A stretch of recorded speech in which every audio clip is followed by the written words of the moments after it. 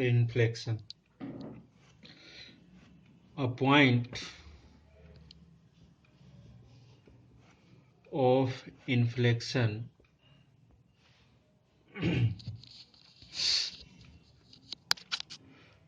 point of inflection is a point at which a curve is changing concave upward to concave downward or vice versa. Both the cases are true. It means suppose this one is a curve and this one, means this point, suppose this point is a point of inflection, suppose this one is a x equals to c. So this point means इस case में क्या हो रहा है, एक ऊपर आ रहा है और यहाँ से क्या हो रहा है, इसकी डायरेक्शन चेंज हो रही है, ये y equals to f x को ही है. तो इस पॉइंट को हम क्या बोलते हैं, x इक्वल्स टू सी को point of inflection. Means a curve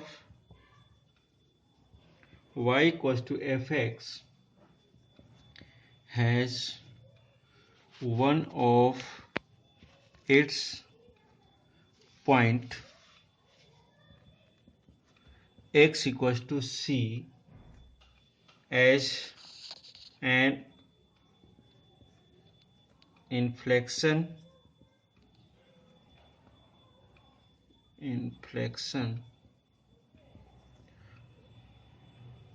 point if first case f double dash x equals to 0 or is not defined, and second case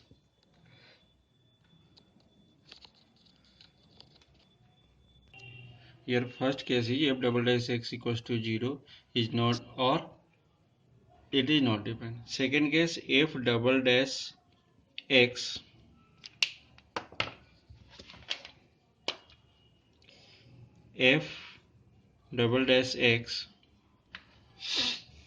changes sign as x increases through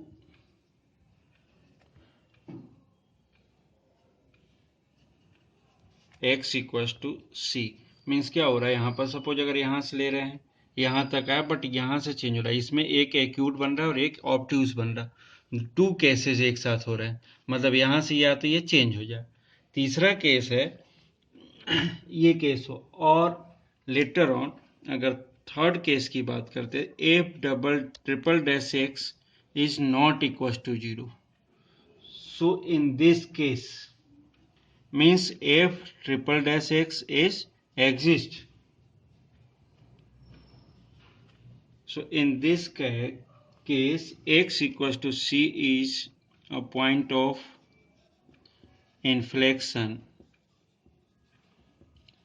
if f double dash x equals to 0 and f triple dash x is not equals to 0. अगर ये case बनते हैं तो point of inflection आता है. Means हो क्या रहा पूरे केस में, जब हम हायर ऑर्डर डेरिवेटिव टेस्ट देखेंगे या सेकेंड ऑर्डर, हायर ऑर्डर नहीं है कोर्स में इस साल नहीं है, वो सेकेंड ऑर्डर की बात कर रहे हैं, तो सेकेंड ऑर्डर डेरिवेटिव टेस्ट में देखते हैं तो उसके बाद ये चीजें और क्लियर हो.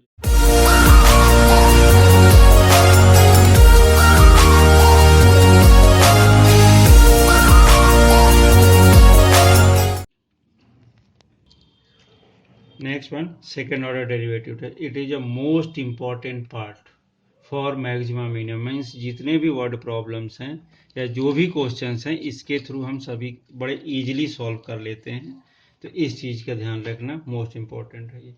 Late f be a function defined on an interval,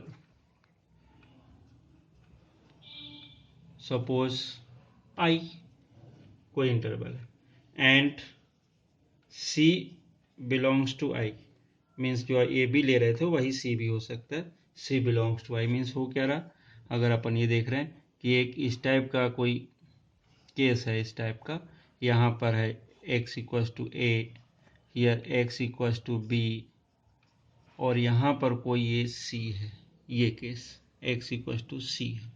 इस केस में बात है जिसमें से एफ सी है, ये एफ बी होगा, ये एफ ए होगा। इस केस में बात कर रहे हैं कि सी कोई भी ना, then F and let F be twice differentiable सीएबल at X equals to C. Then first case, at x equals to C is a point of local maxima if f dash C equals to 0। इसके through क्या करें अपन, critical value निकालते हैं, critical value, और critical value के रूप में x equal to C मिल रहा, and then f double dash C is less than 0। So इस केस में क्या होगा, ये मैक्सिमा, और इसी केस में f C is a maximum value.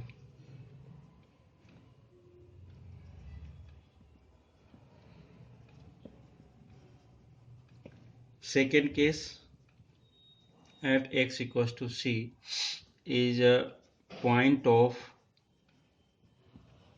local minima if again y f dash C equals to 0, here C is a critical point and x equals to C जो दे रहे हैं अपन, तो f dash C equals to 0, so f double dash C is greater than 0 means positive value, so it is minimum।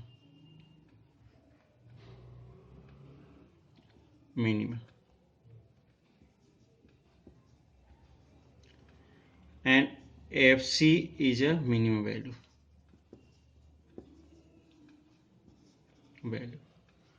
अब यहाँ पर एक चीज, अगर तो इस केस में अगर सपोज अगर थर्ड केस की बात कर रहे हैं, तो थर्ड केस में अगर सपोज क्या हो रहा, एफ डैश सी 0 है, ओके है, but f double dash C is also 0, so the test is fail. इस केस में टेस्ट क्या होगा, फेल हो जाता है, और अगर फेल होता है तो सो फॉर मैक्सिमा और मिनिमा